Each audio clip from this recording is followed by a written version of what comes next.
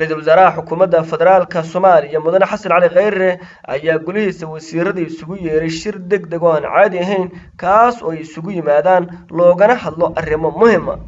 Golaha wasiirada ayaa duhurnimadii maanta lagu yeeray inay ka soo qayb galaan shirkan uu iclaamiyay ra'iisul wasaaraha xukuumadda Soomaaliya mudane Xasan Cali Khayre.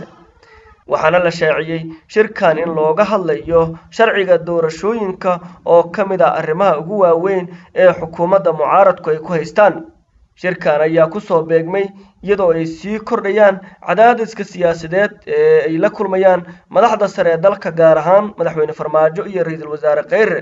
waxaana shirar looga soo horjeeda dowladda federaalka lagu qabtay magaalooyinka Muqdisho iyo Nairobi halkaas oo dhaliilo kala duwan dowladda loogu soo jeediyay. arrinta ugu badan ee mucaaradku ay ka walaacsan yihiin ayaa ah waqti kordhin ay sameystaan madaxda sare ee dalka iyo sidoo kale inaan laga talagelin nidaamka doorasho ee la filayo dalkeena ka dhacdo. madaxda maamul goboleedyada ayaa iyana qaba walaac la mid ah kan ay qabaan mucaaradka ka soo horjeeda dowladda,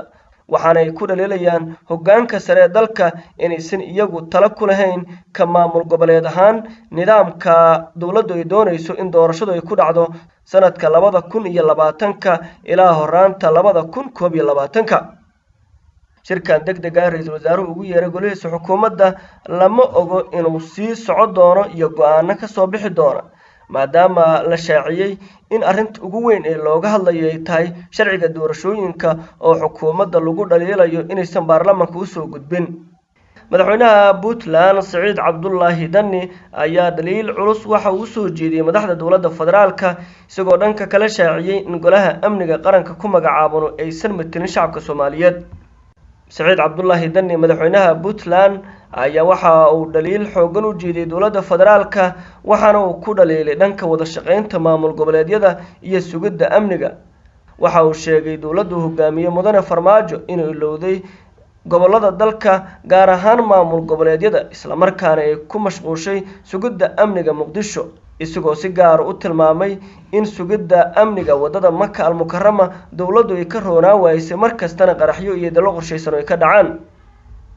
waxa uu tilmaamay khilaaf xoogan inuu ka dhaxeeyo maamul goboleedyada iyo dowladda federaalka taas oo dib u dhac u keeni karta shacabka Soomaaliyeed, isagoo sheegay in dowladdu hareer martay dastuurkii lagu heshiiyay ee federaalka ahaa. sida dad badan oo Soomaaliyeed ay walwal ka qabaan xaaladda siyaasadeed ee Soomaaliya meesha isku socoto ayaa Puntland waxay walwal ka qabtaa habka wada shaqeynta iyo dalka sida loo maamulayo. runtii khataraha ugu weyn ee Puntland dareemayso waxaa kamid ah in nidaamkii iyo dastuurkii lagu heshiiyay la gacan bidixeynayo oo wadadii loo baahnaa uusan ku socon. waxaa nooga muuqata khatar abuuri karta in dalku uu nidaamka siyaasiga ee hadda jira oo caqabad aan hadhow la xallin karin yeesho. dowladda Puntland iyo dad badan oo Soomaaliyeed waxay garowsan yihiin marxaladda hadda lagu jiro waa waxa afqalaad loogu yeero state building process. waa hab raac ama hab socodka dalka dib loogu dhisayo. 2012 iyo xilligii ka horeysay ilaa 2004 waxaa nidaamka dalkan sababay in dowlad federaal dhalato, in magaala madaxda la tago, in dowlado xubnaha ka ay dhismaan, in dalka dastuurku meel gaar loo sameeyo. in waxyaabahaas waxaa sababayay nidaam la oran jiray bottom up approach oo in hoos laga soo dhiso oo state walba gaarkiisa baahiyihiisa loo soo xaliyo dowladnimadiisa loo dhiso. dowladda dhexena ay sidaa ku dhisantay ayay ahayd. waxaa noo muuqatay habka ka duwan oo ah in centerka la xoojinayo hareerihii iyo maamuladii kaleetana la ilaaway. taasna ay keentay dowladda dhexe ee xamar fadhida oo iyadu ruuxadeeda ku guul dareysatay in amnigii magaalada Muqdisho maan xataa Maka Mukarrama culays badan ka haysan oo aan ognahay. culayskaas faraha badan oo haysto wuxuu ilowsiiyay meelihii kale waxa ka jira. taas marka waxaa dhacday dowladdii inay u muuqato dowlad aanan war u haynin ama aan la jaan qaadin ama la socon dareenada maamulada kale ka jira. kala qaybsanaantaas iyo kala fogaanshahaas wuxuu sababay in dalku uu kala taagnaado. Muqdisho waxay marti gelinaysaa shir caalami ah oo markii ugu horeysay noociisa lagu qabto Soomaaliya. ha yeeshee xayiraad degdeg ah ayaa lagu soo rogay dhammaan akoonadii maamulka gobolka Banaadir, waxaana la isku haystaa lacag ku dhow $20 milyan iyadoo mas'uuliyiinta qaarkood wadnaha ay farta ku hayaan. xafiiska hantidhowrka guud ee qaranka ayaa xayiraad ku soo rogay dhaqdhaqaaqyada maaliyadeed ee maamulka gobolka banaadir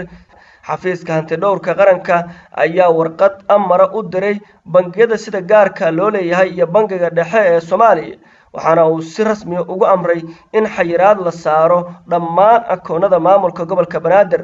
taas oo laga hor istaagay in lacag kala baxaan sida xogta aynu ku helnay maamulka gobolka banaadir ayaa diiday xisaab xirka 6 bilood ee la soo dhaafay waxaana taasi ay keentay in la xayiro dhammaan dhaqaaqyada akoonnadii maamulka gobolka banaadir xogta heshay warqad waxay tibaaxaysaa sababta ka dambeysay xayiraadda akoonnada maamulka gobolka banaadir inay tahay 6 bilood ee ka horeysay 6 bilood in lagu helay maamulka musuq xoogan taas oo markaas ay ka gaabsadeen xisaab xir inay keenaan maamulka gobolka banaadir oo hogaamiyo Cabdiraxmaan Cumar Yariisow ayaa lagu eedeeyay lacag dhan 16 milyan oo dollar inuu lunsaday sida ay dhawaan sheegeen guddiga maaliyadda baarlamaanka Soomaaliya iyo xafiiska hantidhowrka guud ee qaranka lacagtan oo xisaab xir loo waayay ayaa mar kale laga dalbaday maamulka gobolka banaadir 6 bilood ee la soo dhaafay inuu keeno xisaab xir taas oo mas'uuliyiinta sare maamulka ay ka cagajeedeen kadibna waxaa hantidhowrka guud ee qaranka uu soo saaray go'aan ah in la xayiro akoonnada mas'uuliyiintan ay isticmaalaan muqdisho waxay marti gelinaysaa shir caalami ah oo nuuciisa markii ugu horeysay lagu qabtay magaalada muqdisho biro isniin ayaa lagu wadaa magaalada muqdisho inuu ka furmo shirweyne looga hadlayo badqabka fikirka iyo la dagaalanka xagjirnimada kaas oo ay soo qaban qaabisay xukuumadda federaalka ah ee Soomaaliya shirweynahan waxaa maalgelinaya ururka islaamka waxaana ka qayb galaya 12 wakiil oo ka socda dawladaha islaamka 30 culimo oo ka socda dalalka islaamka iyo sidoo kale ku dhawaad 40 aqoon-yahano Soomaaliyeed ay qayb ka yihiin shirkan waxa uu ka dhacayaa garoonka diyaaradaha magaalada muqdisho waxaana uu socon doonaa 2 maalmood iyadoo shirka khudbad ay ka jeedi doonaan culimo diin lagu casuumay oo ka hadli doona la dagaalanka xagjirnimada iyo dhibaatooyinka Soomaaliya ay ku hayaan shirkan ayaa noqonaya kii ugu horeeyay ee nuuciisa lagu qabto magaalada muqdisho isla markaana culimo Soomaaliyeed ay ka qayb galaan iyadoo Soomaaliya ay ka mid tahay dalalka sida weyn ee uga howlgalaan kooxaha xagjirka ah sida shabaab iyo Daesh